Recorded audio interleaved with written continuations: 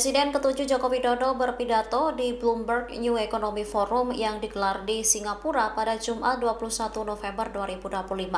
Dalam forum tersebut, Jokowi membanggakan soal infrastruktur, KRIS hingga Gojek. Jokowi menyebut membangun sebuah perekonomian bukanlah sebuah hal yang mudah, akan tetapi menurutnya tetap diperlukan perubahan.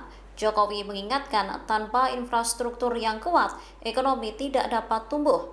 Oleh karena itu, selama dirinya menjabat sebagai presiden, ia fokus pada hal-hal dasar, membangun jalan raya, pelabuhan, hingga bandara. Tak hanya jalan, Indonesia juga telah membuat kemajuan pesat dalam infrastruktur digital.